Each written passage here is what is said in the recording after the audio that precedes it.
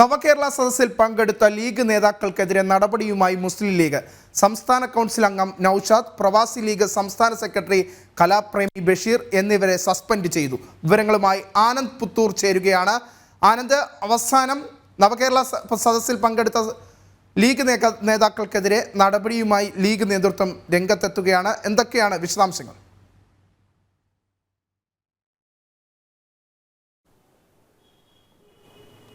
തീർച്ചയായും വിനീഷ്, അവസാനം ലീഗിന് സമ്മർദ്ദത്തിന് വഴങ്ങി നടപടിയെടുക്കേണ്ട ഒരു സാഹചര്യത്തിൽ തന്നെയാണ് ഇപ്പോൾ എത്തിച്ചേർന്നുള്ളത്. അല്പസമയം മുമ്പാണ് ലീഗിന്റെ സംസ്ഥാന കൗൺസിൽ അംഗമായ ആർ നൌഷാദ്, പ്രവാസി ലീഗ് സംസ്ഥാന സെക്രട്ടറി കലാപ്രേമി ബഷീർ തുടങ്ങിയവരെ സസ്പെൻഡ് ചെയ്തത്. ഇതിൽ സംസ്ഥാന കൗൺസിൽ അംഗമായ ആർ നൌഷാദ് നവകേരള സദസ്സിന്റെ പ്രഭാത സദസ്സിൽ പങ്കെടുത്തിരുന്നു. അതായത് ചിറൻകീഴ് മണ്ഡലത്തിലെ പ്രഭാത സദസ്സിൽ തന്നെയാണ് ഈ ആർ നൌഷാദ് പങ്കെടുത്തത്.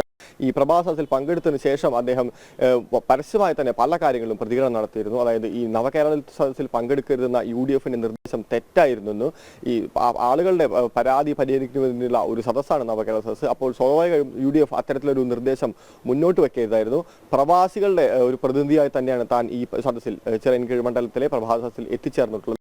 ലീഗിൽ തുടരണം എന്ന് തന്നെയാണ് തന്റെ ആഗ്രഹം. തുടങ്ങിയ കാര്യങ്ങളെല്ലാം അദ്ദേഹം അന്ന് ഈ പ്രഭാത സദസ്സിൽ പങ്കെടുത്തതിന് ശേഷം പ്രതികരിച്ചിരുന്നു. അതുമാത്രമല്ല, ഈ കലാപ്രേമി ബഷീർ കേരളീയം പരിപാടിയിലായിരുന്നു പങ്കെടുത്തിരുന്നത്. എന്തായാലും ഈ ലീഗ് നേതാക്കളുടെ ഇത്തരത്തിൽ നവകേരള സദസ്സിലെ ഒരു സാന്നിധ്യം തുടക്കം മുതലേ UDFൽ ഒരു UDF ക്യാമ്പുകളിൽ അതൃപ്തിക്ക് വഴിവെച്ചിരുന്നു.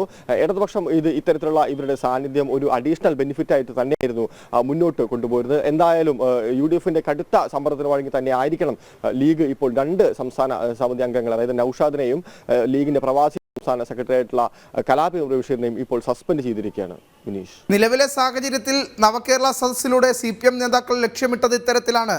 ലീഗ് നേതാക്കളെ ഒപ്പം കൂട്ടിക്കൊണ്ട് പാർട്ടി തലത്തിൽ ലീഗിൽ തന്നെ നടപടി ഉണ്ടാകുമ്പോൾ ഈ ലീഗ് നേതാക്കളെയും കൂടി കൂട്ടി മലബാർ മേഖലയിൽ സ്വാധീനമുറപ്പിക്കുക എന്ന ലക്ഷ്യമായിരുന്നു CPMനുള്ളത്. ആ ലക്ഷ്യം വിജയത്തിലേക്ക് കടക്കുന്നു എന്ന് തന്നെയാണോ ഈ ലീഗിൻ്റെ ഈ ഒരു നടപടിയിലൂടെ നമുക്ക് മനസ്സിലാക്കാൻ സാധിക്കുന്നത്? തീർച്ചയായും വിനീഷ്, ഇടതുപക്ഷം തുടക്കം മുതലേ സ്വീകരിച്ചിരുന്ന ഒരു തന്ത്രവും അത് തന്നെയായിരുന്നു. ലീഗിനിടയിൽ അസ്വാരസ്യങ്ങൾക്ക് ഉടലെടുക്കാനുള്ള സാഹചര്യങ്ങൾ സൃഷ്ടിക്കുക, ലീഗ് നേതാക്കന്മാരെ അടർത്തിയെടുത്തുകൊണ്ട് തന്നെ ഇടതുപക്ഷ സംഘടനകളിലേക്ക് അല്ലെങ്കിൽ ഇടതുപക്ഷത്തോട് അനുഭവമുള്ള തലത്തിലേക്ക് ആളുകളെ കൊണ്ടുവരാനുള്ള ഒരു മുന്നൊരുക്കം തന്നെയാണ് ഇപ്പോൾ നടന്നുകൊണ്ടിരിക്കുന്നത്. ഒരുപക്ഷെ അതിന്റെ ഒരു ബലത്തിന്റെ സൂചന എന്നോണം തന്നെയാണ് മുസ്ലിം ലീഗിന് ഈ ഒരു നടപടിയൊക്കെ എടുക്കേണ്ടി വന്നത്. സ്വാഭാവികമായും ഇലക്ഷൻ എടുക്കുന്നതോടുകൂടി തന്നെ മലബാർ മേഖലയിൽ ഇടതുപക്ഷത്തിന് കരുത്തുറപ്പിക്കാനുള്ള മാർഗത്തിൽ ആദ്യ പടിയായി തന്നെ വേണം നമ്മൾ കരുതാൻ. ഒരുപക്ഷെ ഇടതുപക്ഷത്തിന്റെ തന്ത്രം ആദ്യഘട്ടത്തിൽ വിജയിച്ചിരിക്കുന്നു എന്ന് വേണം നമ്മൾ മനസ്സിലാക്കാൻ. ലീഗിന്റെ പ്രധാനപ്പെട്ട സംസ്ഥാന കൗൺസിൽ അംഗത്തെയാണ് ഇപ്പോൾ സസ്പെൻഡ് ചെയ്തിരിക്കുന്നത്. ആദ്യം മുതൽ തന്നെ UDFൽ പ്രത്യേകിച്ച് കോൺഗ്രസിലടക്കം ഇത്തരത്തിൽ രൂക്ഷമായിട്ടുള്ള ഒരു വിമർശനം നേരിടേണ്ടി വന്നിരുന്നു. അതായത് ഇത്തരത്തിൽ നവകേരള സദസ്സ് ഒരു കാരണവശാലും പങ്കെടുക്കരുതെന്ന കർശന താക്കീത് ഉണ്ടായിരുന്നിട്ട് പോലും ലീഗ് നേതാക്കൾ അത്തരത്തിൽ പങ്കെടുത്തിരുന്നു. എന്തായാലും ഇടതുപക്ഷത്തിന്റെ ഈ ഒരു തന്ത്രം ആദ്യഘട്ടത്തിൽ മലബാർ മേഖലയിൽ വിജയിച്ചു എന്ന് വേണം നമുക്കിതിൽ നിന്ന് വായിച്ചെടുക്കേണ്ടത്. വിനീഷ്.